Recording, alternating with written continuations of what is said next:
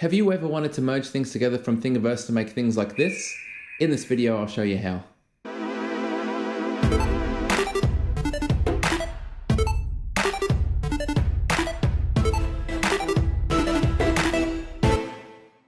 Meshmixer is a fantastic piece of software.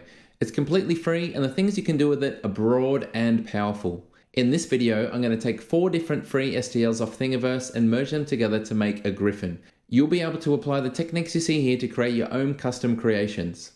As a bonus, if you hang until the end, I'll show you how to make the ugliest creature that you've probably ever seen. Let's begin. So the aim for this video is to create our own griffin. It's a mythical creature that you might have seen in Harry Potter, and it's a mix between an eagle and a lion. The type of griffin I'm going for is this one here. So the back end of the creature is of a lion, and then the wings, front legs, and head comes from an eagle. I've gone through Thingiverse and I found all of the files that I think I'll need to put this together. So we have a lioness, and we need a lioness instead of a lion, otherwise we have the thick mane, which is just going to get in the way. We have this eagle head, which is a blurry picture, but I've checked the file and it's high quality. We have some really high poly front claws, so we can get a lot of detail there. And then we're going to take the wings off this sculpture model here. It's important when you're hunting for things on Thingiverse to check the size of the downloads. So 39 megs is a pretty high quality file. If you find it's well under 1 meg, you're going to find that it's lacking the required detail you need to be able to merge things together without getting some really ugly artifacts. Let's download these and proceed. As you can see, internet in Australia is pretty ordinary, but I have 2 of the files finished, so I'm going to start. I'm going to drag the STL into Meshmixer and it's going to appear on the screen. First thing we should do for any file that we import is click on Analysis and then Inspector. If no colored orbs come up here, it means the mesh is completely manifold, which means watertight, everything facing the right way, no openings, no intersections. It means it's ready to 3D print, which is what we want. The first thing I'm going to do is unfortunately chop the head off this poor lioness. So to do that, we're going to come to Select. Select works in 2 ways. We can either paint the selection that we want, or if we come back to Select, we can spin the camera side on and then draw a line across the top of the head. Now you can see it's selected the whole way around very precisely the head. We're going to come to the Edit tool and we're going to go to Erase and Fill. This is unfortunately for our lioness going to remove the head and put a nice dome there, trying to blend into the shoulders and the chest and the back around it. If you don't want it to bulge too much, you can turn this down. However, doing so too much gives us some nasty artifacts here. So I'm going to leave mine back on 0 because I'm going to cover this with the eagle head anyway. When we're ready to go, we can hit accept.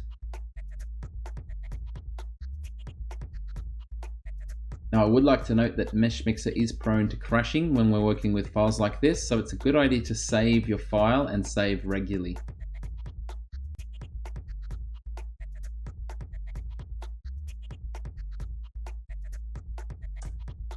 Okay, I think we're ready to bring in our second file. So the eagle head is ready to go, so let's drag it down and let it go. And we have 2 options here. We can go to Append, which will add it into the scene, or we can go to Replace, which will close what we've done here. So the first one we want is Append. We want to join the 2 together. Okay, it's saying that it's a long, long way away, so we'll hit yes. And our object browser has come up because we now have 2 separate meshes here. And I'm going to zoom out. We can see just off the edge, we have our eagle head hiding. Now immediately we can see we have a problem here. We've got some bits highlighted in red. If I keep this one selected and then I come to my Analysis and Inspector tool, we've got a number of problems with it. I'm not going to worry too much about this base because I'm planning to actually chop off all of this neck. These ones on the top, however, could be more of an issue. But for now, let's chop off the neck, and perhaps there's something inside causing the issues because it looks like these arrows are actually going inside the file, not to the surface. I'm going to go to S for select. I'm going to put the camera as side on as I can. And now I'm going to once again start off the model and draw across just below these ruffled feathers because I'd like those to go around my lioness's neck. Quick spin of the camera just to make sure we haven't got anything we didn't want to. Now what I can do here, because I do actually want this little spike, is to hold down the control key on the keyboard, and now when I paint it's actually deselecting, so I can manually touch up this small part where I made an error.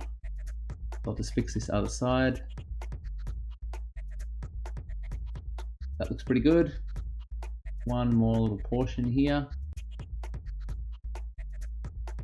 Okay, this time instead of filling straight away, I'm just going to come up to edit and go to discard. That will delete that part of the mesh and not attempt to fill it in, because I want to have a look inside here to see if there's anything hiding. Okay, as we anticipated, there's actually something a little bit funky going on here. It looks like whoever they've made this model actually has this internal hollow part. I'm going to keep deleting these sections. I'm going to come back to S for my brush tool, and I'm going to select this whole back bit of the head. See, it's very low poly here, so it's going to be hard to merge it. See what we can do. Once again, X for discard. Okay, we can see we have a number of floating sections in here. We even have one up here. Okay, this one on the inside we're actually going to use a trick to get rid of. We're going to go S for select, we're going to paint a little bit, and then we're going to come up to modify, and we're going to expand it to everything connected, which will hopefully get all of the parts on the inside. So now when we press X for discard, we've gotten rid of the floating blob. Now some of these other little bits I'm not too worried about. I'll clean them up a little bit.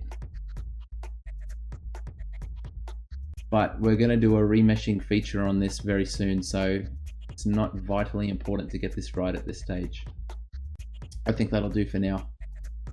We're now going to come to edit, and we're going to go to make solid. This is going to attempt to fill in everything where there's a hole. Now this internal surface doesn't need to be too accurate because it's going to be covered. This one down here, we probably would like to be a little bit smoother, but I think I'm not going to spend all day on this. I think that's enough detail for now. If you wanted to, you could change it from fast to accurate and then update it, and perhaps we'll get a slightly better result.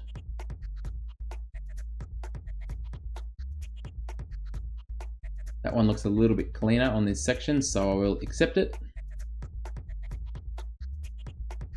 You can see it's kept the old one as well as the new, but I'm pretty confident I don't need the old one, so I'm going to select it and then hit the trash can to delete it. And I now have my two parts.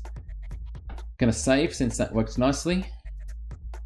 We have an obvious problem here, and that problem is that our eagle head is enormous compared to the lioness body. So we're going to click on the eagle head and we're going to press T for transform. Also get to it by going to the edit menu.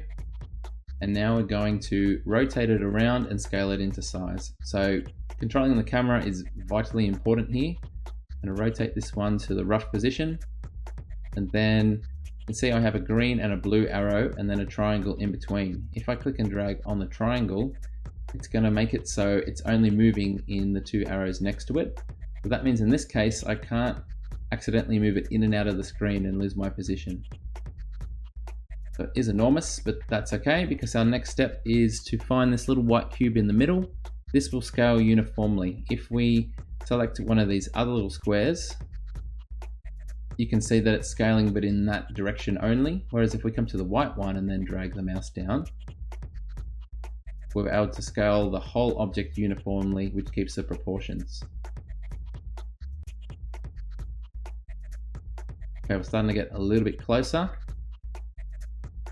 We can see it's a little bit crooked here, so let's spin the camera above and rotate, and then we might get it a little bit more in the middle.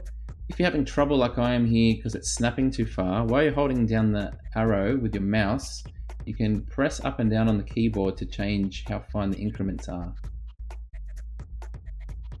It'll give you a lot more control. Okay, I still think this is way too big. Probably something like that. Getting pretty close. I'm going to zoom in and check to see how my junctions are doing. I think that looks pretty good, so I'm going to accept. And since that worked successfully, once again I'm going to save. can see that we have two separate files here. We can use the eyeball to turn them on and off, and we can see they're not actually connected. There's two ways we can go about this. The first one doesn't always work, so I'll show you both. We hold Control and select, so both of our meshes are done. This menu will come up here, and we can come to Boolean Union. That's going to join the two together into one mesh. Always have to zoom in and check how the intersection is looking between the two. In this case, it looks like it's going to work, so I can simply hit accept. And over here in our object browser, despite it being a different color, you can see we only have one item. Let's try the second way. So I've hit Control Z to undo that. This time I'm going to keep them both selected. And instead of going to Boolean Union, I'm going to go to Combine. So in this case, our two different meshes look like they're combined because it goes to one, but they're actually still separate meshes. If we come back to separate shells, it will detect it and tell us we've got all these separate little pieces here. It's actually a lot more than we realized, so lucky we've checked this. Let's turn them on and off. Okay, so we've got a little one inside the head. We don't need that, so we're going to delete it.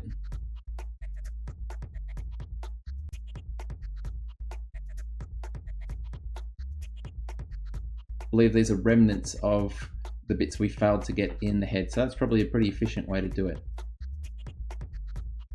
Okay, let's recombine them now that we know there's only two shells. And because we proved that they're not actually connected, which means when we try and 3D print that we kept as two separate things, we then need to go to the make solid feature again, and that will join them up. This is much slower, and as you can see, you're likely, unless you play with the sliders, to lose a lot of accuracy. So in this case, I don't need to do it, so I'm simply going to cancel, separate my shells, and go with my original method, which was Boolean Union.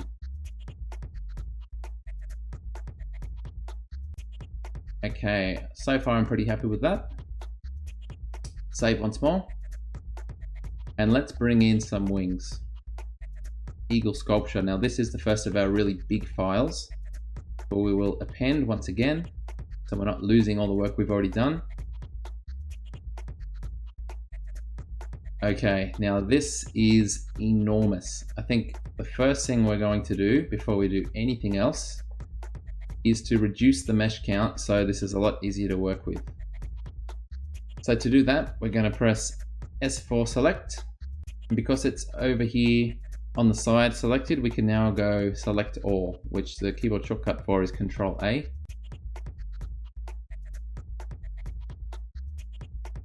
can see there's a little bit of lag introduced because it's such a big file. Now I'm going to come to edit and then reduce. You will find that for something this detailed that you can reduce the mesh count very significantly without any perceivable visual change in quality. So that's exactly what we're going to do.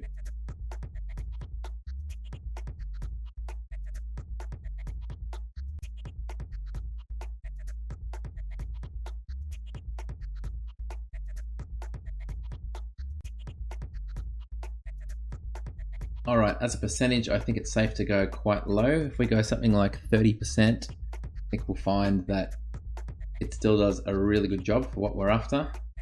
Unless we're printing this with incredibly high detail, such as a really large file where people could get up close and see all the little ripples, or perhaps we were using a resin printer. Okay, if we zoom in, we can still see we have really good detail on the wings. So I'm happy with that. I'm going to go to accept.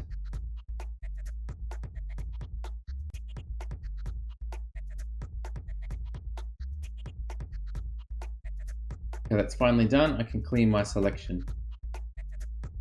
Now what we want to do as soon as possible is to get rid of all of these parts that we're not actually using. That's just going to speed up the program a great deal because we're not hogging as much of the processor or the memory. So let's hide our lioness so we can see very clearly, and let's start chopping some bits off. So I'm going to press S for select.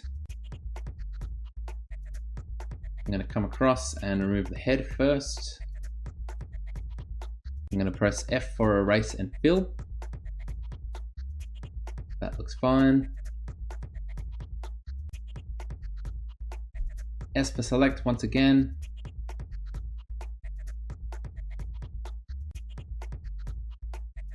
F for erase and fill once more. You can see there's still a considerable amount of lag, even though my computer is pretty powerful. For this one, I'm definitely going to put the bulge down because that is quite unsightly.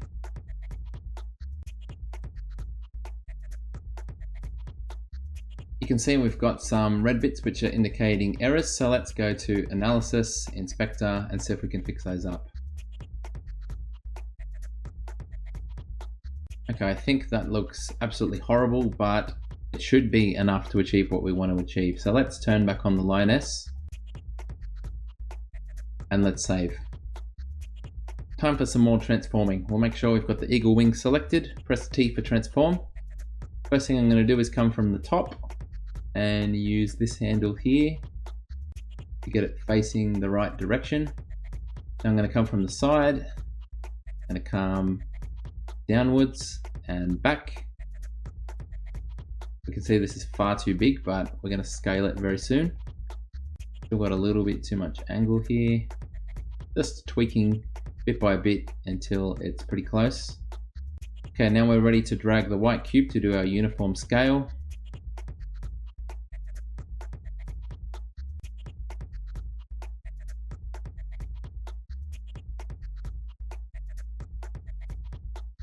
I think the wings are more or less in proportion, but we've got these bits sticking out, so we're going to need to address that.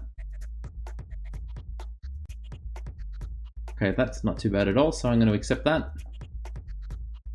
Always save. I'm going to turn off the lioness, and I know that these two little portions down here I need to clean up, so let's do that straight away. S for select, simply going to drag a line across because I know it's all going to be hidden. F, and I'm going to change it from smooth to flat remeshed. Accept that and do the same on the other side.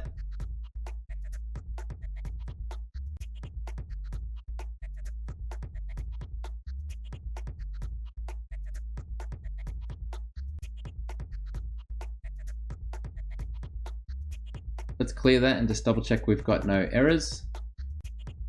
Okay, seems to be watertight. Turn on the lioness and hopefully it's fixed the problem. Looks like it has.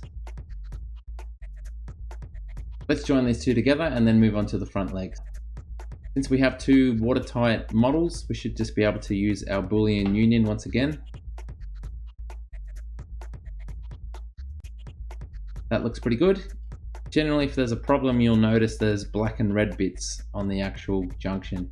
So that's what you're looking out for. In this case, it seems like we've got away with it working straight away.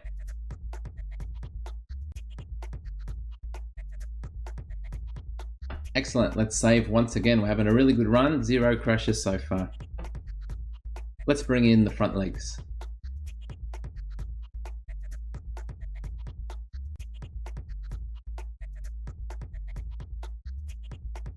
Okay, here is another enormous file. So it was about 30 to 40 megs, and once again, it's gonna really grind our software to a halt unless we do some reduction. We'll make sure we've got it selected and we'll go Control A to select all. Once again, the lag that we finally got rid of has come back. We'll just have to put up with it until we finish this process. We'll come to Edit and we will reduce. I'm going to aim for that 30% reduction once again because it seemed to go pretty well last time.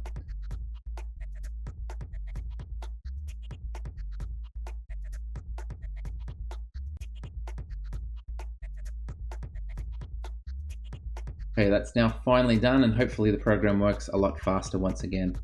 Because we've hopefully gotten past a really intensive bit for the computer, let's save. Alright, we'll make sure we've got the leg selected and we'll go T for transform.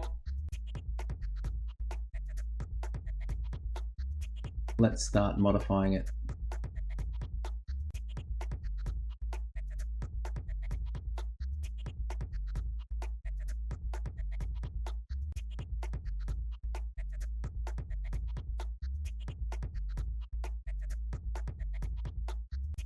Okay, I have the leg roughly in position, so before I go any further, I probably want to chop off the lower leg of this poor lioness. So let's save the file and do that. I'm going to turn off our bird leg so it's not in the way. And then I'm going to be very brutal, press the S key and cut these straight off.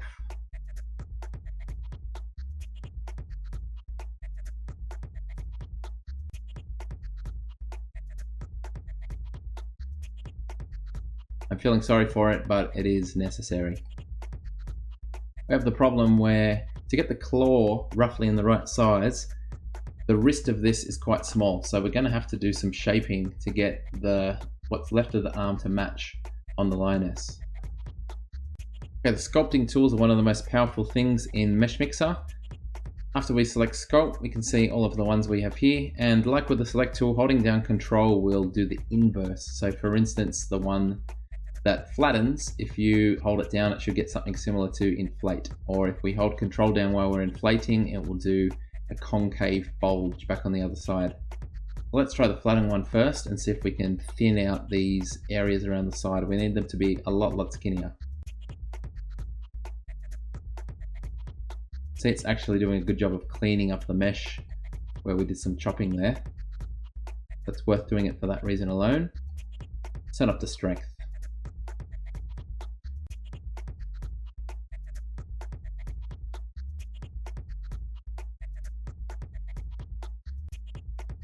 It's starting to get there. Probably a little bit more on this outer bulge here. I think it's okay for it to be a fair bit chunkier because we're going to add some texture around here, like in our original picture where the feathers were hanging off. We might do the same on this side while we've got the tool selected.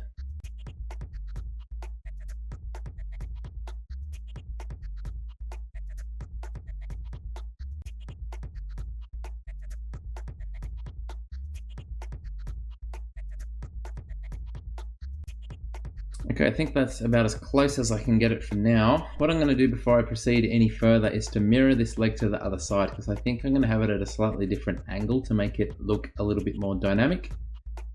So to do that, I'm going to have it selected. I'm going to come up to Edit. I'm going to come to Mirror. So wherever we draw this plane, which is actually pretty much perfectly down the center, is where it's going to mirror. But you can see here the big blue arrow is facing the wrong way. So what we need to do is double click it to make it change direction, which means it's mirroring from this side to that side. Okay, that looks great. Okay, we know these are two completely separate shells because they're not actually touching. So while we've got this selected, let's go to separate shells. And now we have our left and right legs independent of each other. So this one here, I'm going to press T for transform, and I'm going to change the angle and positioning a little bit, just because I don't want it to look exactly the same as the other side.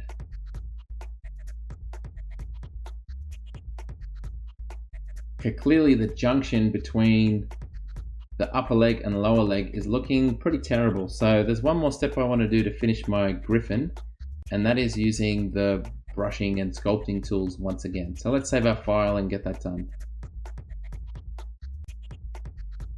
We can see back in our original search that to help the transition between the two sections, we generally have some long feathers that come down, because we can see, just like our one, it's quite thick up the top compared to skinny down the bottom. So if we have these long feathers here, I think that'll really help with the appearance of it. So I'm going to do this before I join them, because as I'm using this tool, I don't want it to be affecting that part of the leg. What I'm going to do is come to the Sculpt tool, and then click the very first one, the drag tool. I need to put the size right down here. So let's select the correct one, otherwise nothing will happen. And we're going to go back to the same tool. And we simply click and drag sideways to build up some of these feathers. Need to change your camera angle.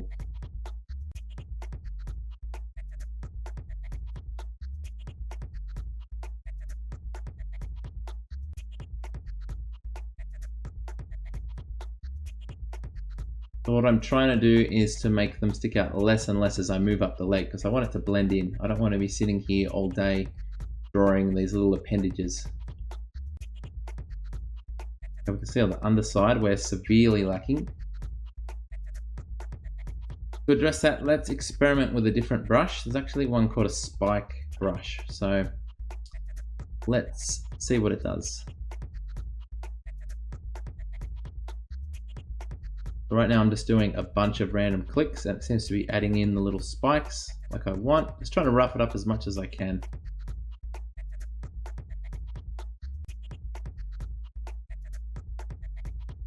So I'd argue that up close this looks pretty ordinary, but the more you zoom out, the more it starts to look like the effect we're after. So it really comes down to your patience, how much time you're willing to spend and put the texture on all of these. I think I will speed up the video greatly now and resume once I've had a pretty good effort at this. One other thing that I probably should have done from the start is to click the symmetry button.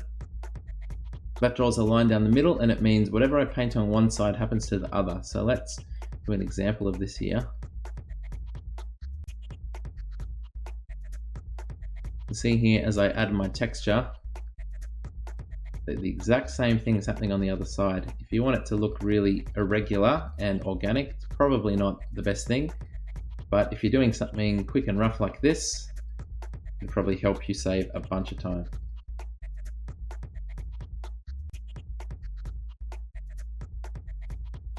Oh, first thing I will say is I completely regret taking that on because I just got stuck going for so long. But from a distance, it looks okay. It looks more or less what we were aiming for. So I might add the longer feathers, or it almost looks like sheep's wool actually, on this leg. And then I might see if I can find a brush that's going to make this a little bit more uniform. So it's look like sheep's wool, or it's got an outbreak of hives or something like that. So let's switch back to our drag brush.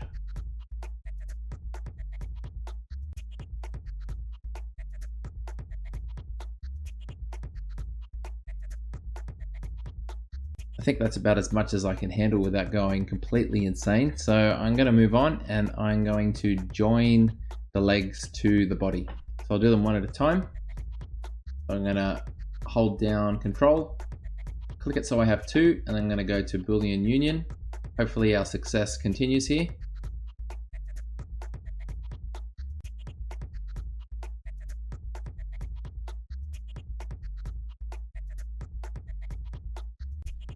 Let's hold Control and select both of them, and then come up to Edit and try our union.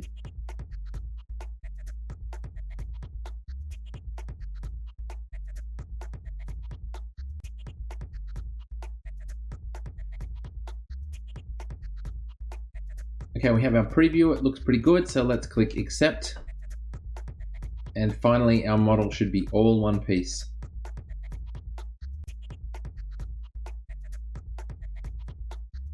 Okay, our Gryphon is complete. I originally intended to smooth this out a little bit more, but the amount of time it took to click and put in the texture kind of made me lose the will to live. So I'm just going to cut my losses there and consider this one finished. From a distance, it's really not too bad. I think the expression is good from afar, but far from good looking. So I'm going to continue. And as promised, I'm going to show you some shortcuts, how you can do this type of thing really fast. Let's come to File. And let's start with a bunny. This time I'm going to replace because we want to start again. Okay, so one tab we haven't explored is the Meshmixer tab. You will see there's a bunch of different drop downs here. Let's have a play with those. Let's try some heads. So let's do the gorilla head, drag it out onto the bunny.